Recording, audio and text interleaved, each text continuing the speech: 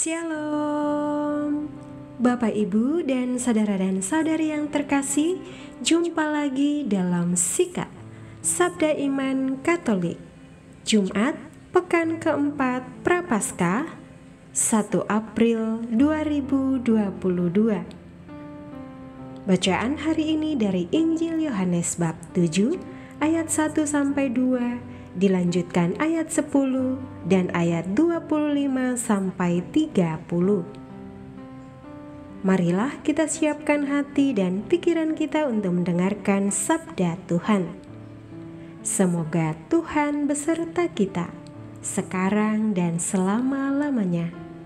Inilah Injil suci menurut Yohanes. Dimuliakanlah Tuhan. Sekali peristiwa Yesus berjalan keliling Galilea, sebab ia tidak mau tetap tinggal di Yudea, karena di sana orang-orang Yahudi berusaha untuk membunuhnya. Ketika itu sudah dekat hari raya orang Yahudi, yaitu hari raya Pondok Daun.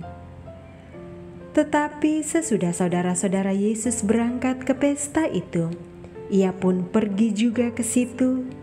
Tidak terang-terangan tetapi diam-diam. Beberapa orang Yerusalem berkata, "Bukankah dia ini yang mereka mau bunuh? Dan lihatlah, ia berbicara dengan leluasa dan mereka tidak mengatakan apa-apa kepadanya."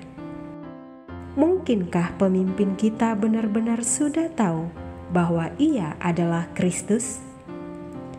Tetapi tentang orang ini kita tahu dari mana asalnya. Tetapi bila mana Kristus datang, tidak ada seorang pun yang tahu dari mana asalnya. Waktu Yesus mengajar di Bait Allah, ia berseru, "Memang aku kamu kenal dan kamu tahu dari mana asalku. Namun aku datang bukan atas kehendakku sendiri, tetapi aku diutus oleh Dia yang benar yang tidak kamu kenal. Aku kenal Dia sebab aku datang dari Dia dan Dialah yang mengutus aku." Mereka berusaha menangkap Dia, tetapi tidak ada seorang pun yang menyentuh Dia, sebab saatnya belum tiba. Demikianlah sabda Tuhan. Terpujilah Kristus. Bapak, Ibu, dan saudari yang terkasih, renungan hari ini akan dibawakan oleh Bapak Fransiskus Evata Gelion dari Paroki Santo Pius X Gisting, Lampung. Selamat mendengarkan.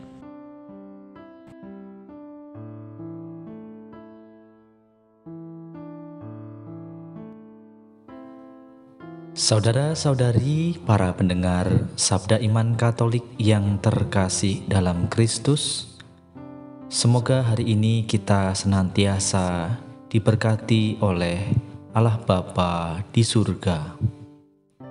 Saudara-saudari yang terkasih, dalam Injil Yohanes yang baru saja kita dengarkan pada hari ini, mungkin benarlah peribahasa yang mengatakan, "Tidak dikenal maka tidak disayang." Kita tahu bahwa dalam Injil, siapa yang tidak mengenal Yesus pada saat itu?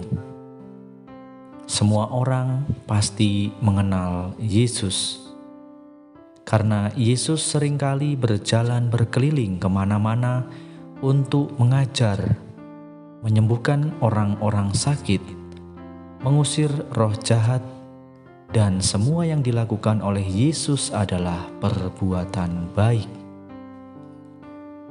Tetapi kendati sedemikian besarnya kasih dan kebaikan yang telah Yesus lakukan, masih ada orang-orang yang membencinya.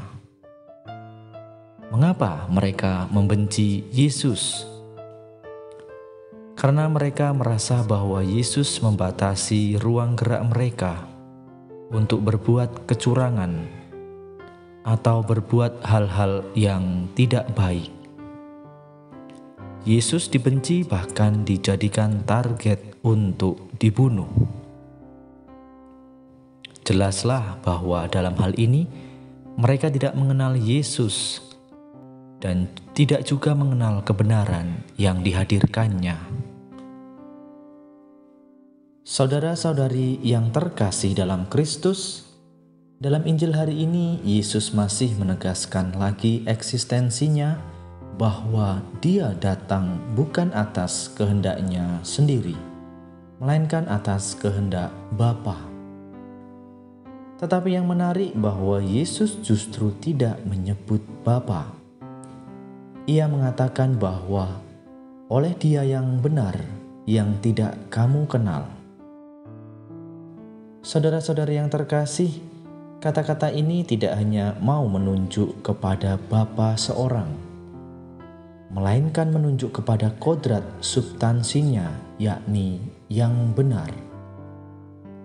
Yesus dikenal sebagai pembawa kebenaran, pewarta kebenaran yang selalu berusaha menyatakan kebenaran. Bagi kita yang merenungkan Injil hari ini, Allah adalah kebenaran, dan itulah yang sejak awal diperjuangkan oleh Yesus. Ia berkeliling dari tempat ke tempat yang lain hanya dengan satu misi, yakni memperkenalkan dan menghadirkan Allah sebagai satu-satunya kebenaran.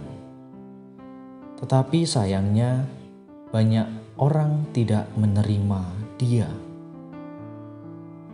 Dan dengan itu, tepatlah apa yang dikatakan oleh Yesus dalam Injil hari ini. Dia yang tidak kamu kenal. Saudara-saudari yang terkasih dalam Kristus, bagi kita saat ini, apakah kita sudah mengenal Dia? Ataukah kita sulit untuk mengenal Dia? Mengapa kita sulit mengenal Dia? Itu karena kita masih kurang menghargai kebenaran. Kita kurang berjuang untuk melakukan hal-hal yang benar.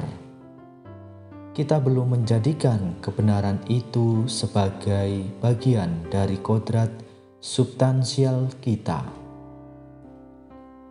Saudara-saudari yang terkasih dalam Kristus, di masa Prapaskah ini, kita diajak untuk lebih mengenal Dia dan menerima Dia sebagai yang benar, serta menjadikan kebenarannya sebagai dasar dari pikiran, perkataan, dan perbuatan kita. Maka mari bersama-sama kita perjuangkan kebenaran itu mulai dari diri kita sendiri. Semoga dengan renungan ini iman kita semakin diteguhkan. Amin.